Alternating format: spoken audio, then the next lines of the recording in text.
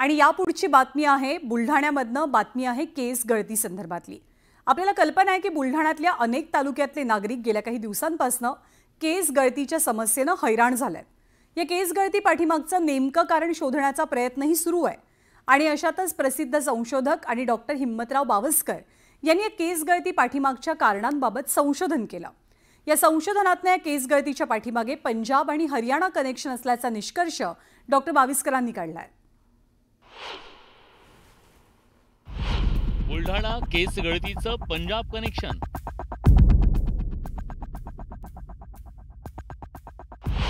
गव्हात सेलेनियमचं प्रमाण जास्त। डॉक्टर बावस्करांच्या संशोधनाचा निष्कर्ष।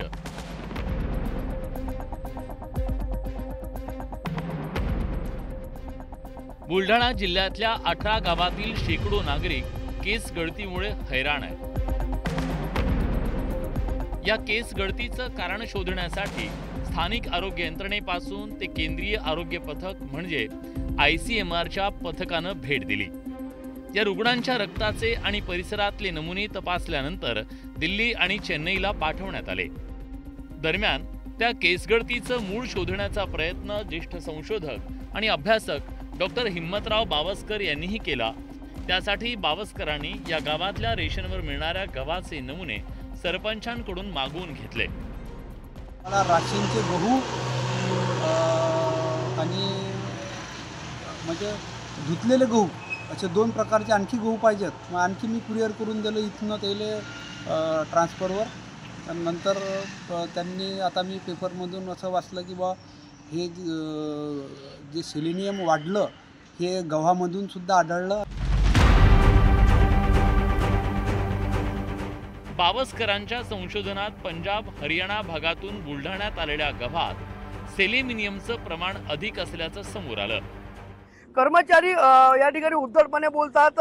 ज्या ठिकाणी गव्हाची माहिती घ्यायसाठी आलो त्या देखील माहिती लपवण्याचा प्रयत्न या ठिकाणी कर्मचाऱ्याकडून होताना आपल्याला पाहायला मिळतंय।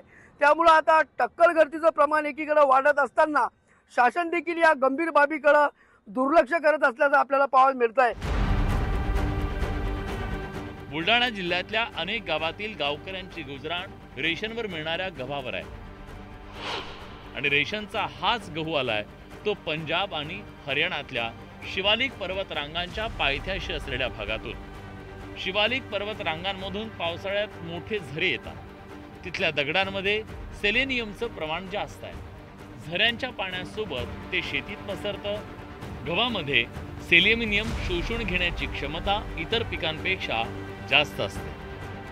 त्या भागात पिकलेले गहू रेशन दुकानांच्या माध्यमातून बुलढाणा भागात आल्याचं या पोत्यांवर छापलेल्या माहितीवरून सिद्ध झाल्याची माहिती डॉक्टर बावस्कर यांनी दिली आहे।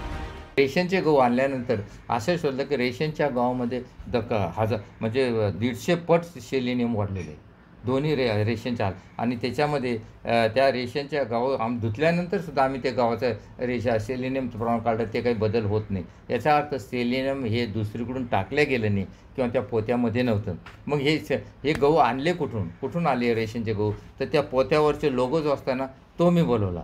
ते त्या पोत्यावरच्या लोगोवर लिहिलं होतं की देस फ्रॉम प्रॉडक्ट फ्रॉम पंजाब आणि हरियाणा। भविष्यात असे प्रकार रोखण्यासाठी कोणत्या प्रकारची काळजी घ्यावी याचा सल्ला डॉक्टर हिम्मतराव बावस्करांनी दिलाय।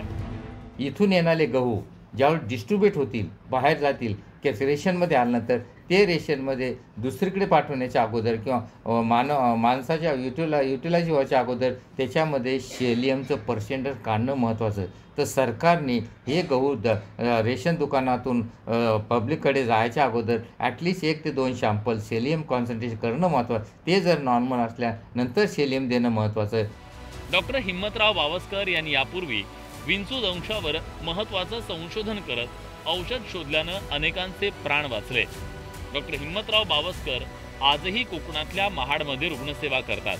बुलढाण्यातल्या केस गळतीबाबत हिम्मतराव बावस्करांनी केलेल्या संशोधनाची दखल घेऊन सरकारनं पावलं उचलण्याची गरज व्यक्त केली जाते। राहुल खंदारेसह दिनेश पिसाळ, न्यूज 18 लोकमत, बुलढाणा आणि महाड।